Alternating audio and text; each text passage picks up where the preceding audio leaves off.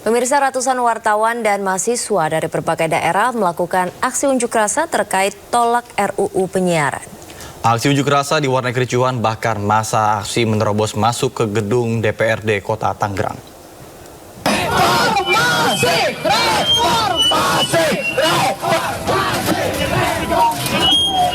Aksi bakar ban dan teatrikal dilakukan sejumlah organisasi kewartawanan dan mahasiswa saat berunjuk rasa menolak RUU penyiaran.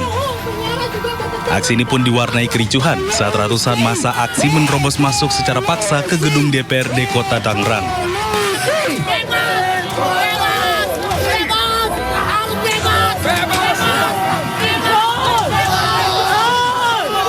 Namun saat masuk ke gedung DPRD Kota Tangerang, wartawan dan mahasiswa dibuat kecewa karena tidak ada satupun pimpinan dewan yang menemui massa aksi untuk berdialog. Ayo kita jegal sampai gagal, tolak RUU penyiaran. Ayo kita jegal sampai gagal. Sementara itu, aksi penolakan draft revisi undang-undang atau RUU penyiaran juga berlangsung di Kota Batam, Kepulauan Riau. Puluhan jurnalis yang tergabung dalam organisasi pers dan perusahaan pers menggelar unjuk rasa di depan kantor DPRD Kota Batam. Adapun poin dari penolakan diantaranya ancaman terhadap kebebasan pers, ancaman kebebasan berekspresi, kriminalisasi wartawan, serta independensi media terancam. Pengesahan pasal bermasalah berarti upaya dalam pelemahan pers dan kita mendukung penguatan terhadap Dewan Pers. Sementara Ketua DPRD Kota Batam Nuryanto berjanji akan meneruskan aspirasi tersebut ke DPR RI. Dan kami menerima seluruh aspirasinya. Dan kami dari DPR Wakil Rakyat akan meneruskan seluruhnya aspirasi yang disampaikan oleh Ikatan Jurnalis Televisi Indonesia ini supaya bisa diterima oleh DPR RI. Masa meminta agar DPR RI segera menghentikan pembahasan revisi UU penyiaran yang dinilai mengandung pasal-pasal bermasalah. Tim Liputan iNews melaporkan. Pemirsa, masa dari organisasi jurnalis dan juga pers mahasiswa menggelar aksi damai menolak rancangan undang-undang penyiaran di depan Kompleks Parlemen Senayan, Jakarta. Revisi sekarang juga. Apakah kita akan melawan? Ratusan jurnalis yang tergabung dalam berbagai komunitas, organisasi pers dan mahasiswa meminta dibatalkannya pasal-pasal bermasalah dalam revisi undang-undang penyiaran yang sedang dibahas di DPR RI. Karena kita berharap, kita berjuang supaya masyarakat mendapatkan keteduhan atas informasi yang harusnya mereka dapatkan.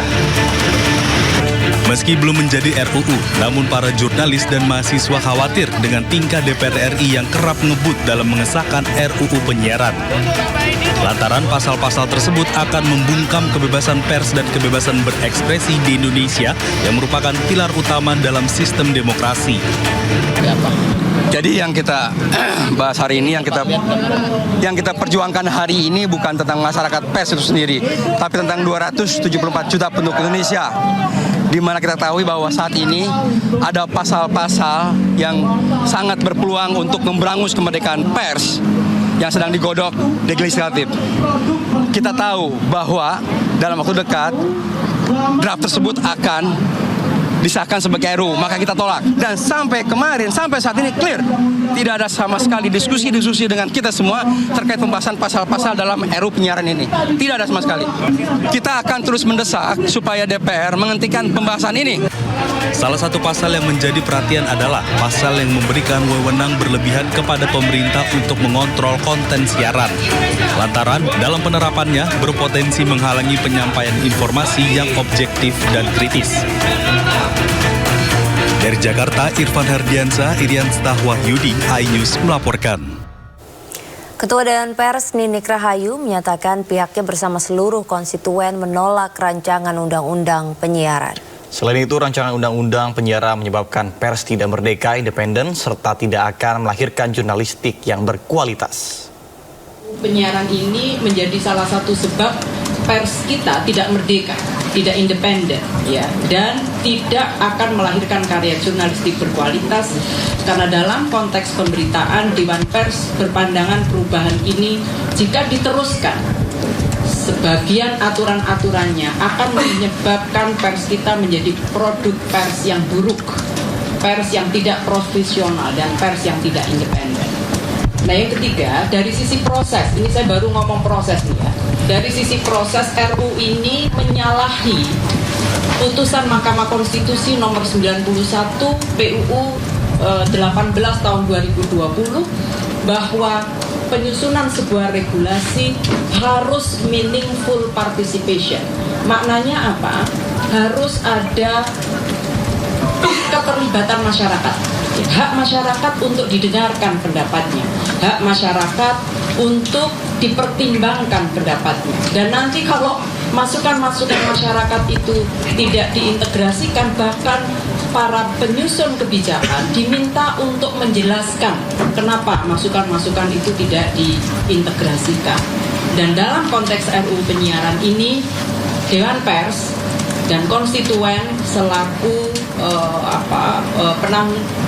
penegak Undang-Undang 40 ya tidak dilibatkan dalam proses penyusunan RUU ini. Secara substantif, kenapa kemudian kita menolak draft ini? Yang pertama adalah ada pasal yang memberikan larangan pada media investigatif. Ini sangat bertentangan dengan mandat yang ada di dalam Undang-Undang 40 pasal 4.